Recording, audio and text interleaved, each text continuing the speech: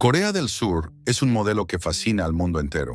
Muchos la consideran un milagro económico, gracias a su impresionante desarrollo desde la década de 1960. Hoy en día, no solo es una de las economías más avanzadas e influyentes de Asia, sino también una verdadera potencia mundial.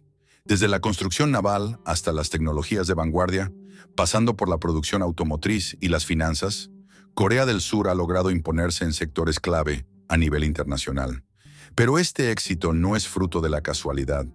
Como un país, que era solo un campo de ruinas tras la Guerra de Corea, logró convertirse en uno de los más poderosos del mundo, enfrentando numerosos desafíos internos y externos. La respuesta no se encuentra simplemente en una gestión económica brillante, sino en un conjunto complejo de factores históricos, geopolíticos y sociales que han forjado su modelo económico único. Sin embargo, detrás de este éxito, quedan muchas preguntas. ¿Puede este modelo perdurar?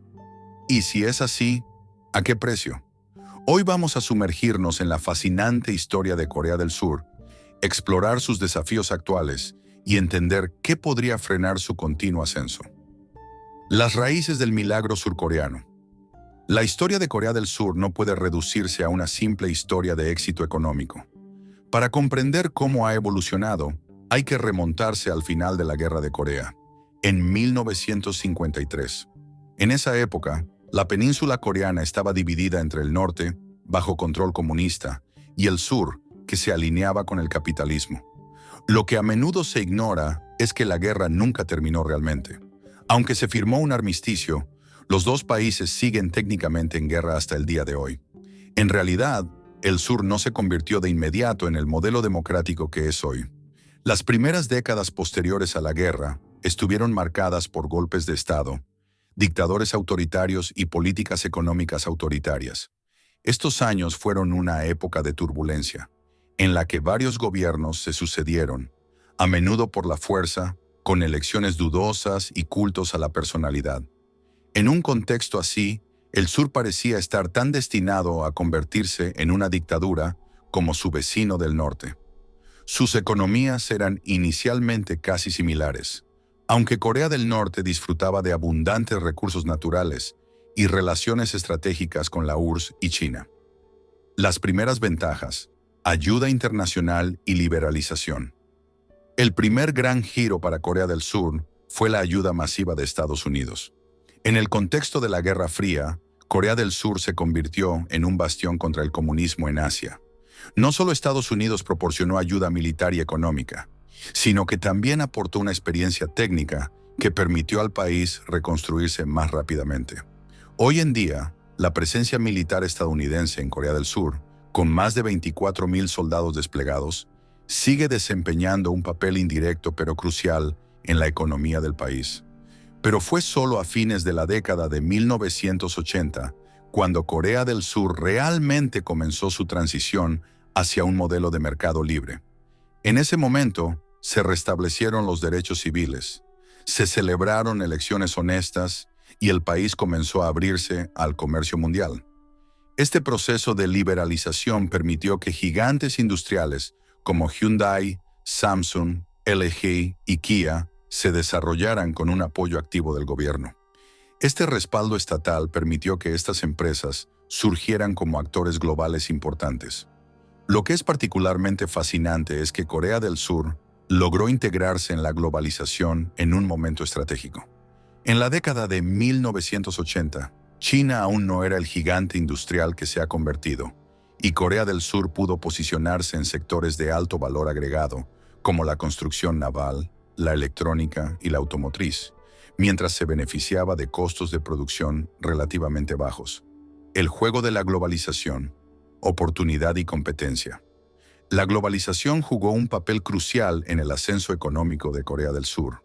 En particular, el Acuerdo de Plaza en 1985, que permitió que el yen japonés se fortaleciera, allanó el camino para que Corea del Sur compitiera en sectores en los que Japón había dominado anteriormente, como la electrónica y la automotriz. Con una mano de obra aún barata y una experiencia técnica creciente, Corea del Sur supo aprovechar este momento para imponerse. El país también adoptó una estrategia inteligente al centrarse no solo en los bajos costos, sino también en la alta tecnología y la innovación. Samsung, por ejemplo, ahora es sinónimo de alta tecnología, pero la empresa fue inicialmente respaldada por el Estado, lo que le permitió desarrollarse rápidamente. Hoy en día, Corea del Sur ha superado a Japón en algunos campos de la industria, y China, aunque muy competitiva, tiene dificultades para competir en segmentos tan sofisticados. Los gigantes industriales, beneficios y límites. Pero detrás de este éxito persisten desafíos considerables. Las grandes empresas surcoreanas, conocidas como chaebols, conglomerados familiares, desempeñan un papel central en la economía. Estas empresas han sido la columna vertebral de la industrialización del país, pero también han creado poderosos monopolios que pueden sofocar la competencia y mantener los precios elevados. Sin embargo, este problema no es tan visible dentro del país, ya que Corea del Sur sigue siendo una economía orientada hacia la exportación. Otro gran problema es la concentración excesiva de la riqueza y el poder en estos chaebols. Estas empresas dominan la economía y ofrecen salarios mucho más altos que las pequeñas empresas locales. Esto crea una enorme presión sobre los trabajadores, que pasan su vida intentando obtener un empleo en una de estas empresas prestigiosas. Pero esta feroz competencia por un número limitado de puestos en empresas como Samsung o Hyundai desvía la atención y los talentos de la creación de nuevas empresas y de la innovación. Además, estas grandes empresas tienden a endeudarse masivamente para expandir sus actividades en sectores que requieren mucha inversión de capital, como la construcción naval o la automotriz. Esto genera riesgos económicos significativos, especialmente en periodos de desaceleración mundial o crisis financieras. Hacia un futuro incierto, Corea del Sur en una encrucijada. Corea del Sur se encuentra, por lo tanto, en una encrucijada.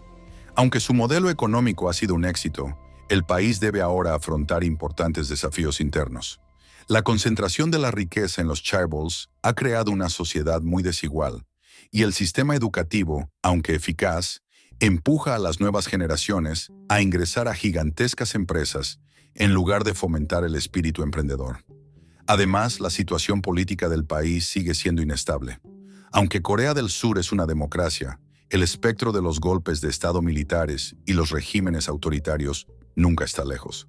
La reciente declaración de la ley marcial y las crisis políticas resultantes muestran que, aunque el país sea económicamente poderoso, su estabilidad política sigue siendo frágil. En este video, hemos explorado cómo Corea del Sur, a través de sus altibajos, ha logrado ascender entre las grandes potencias económicas mundiales. Pero la pregunta persiste: ¿puede su modelo económico resistir los desafíos del siglo XXI? Solo el futuro nos lo dirá. Pero una cosa es cierta: la historia de Corea del Sur es una verdadera lección sobre las oportunidades y los peligros de la globalización, así como sobre el poder de las políticas económicas estratégicas. Corea del Sur es un ejemplo vivo de resiliencia, pero también una advertencia sobre los peligros relacionados con la concentración del poder y la riqueza. La pregunta que ahora se plantea es la siguiente: ¿en el futuro, Corea del Sur continuará brillando como un faro de prosperidad o tendrá que reinventar su modelo para hacer frente a los desafíos del mundo moderno?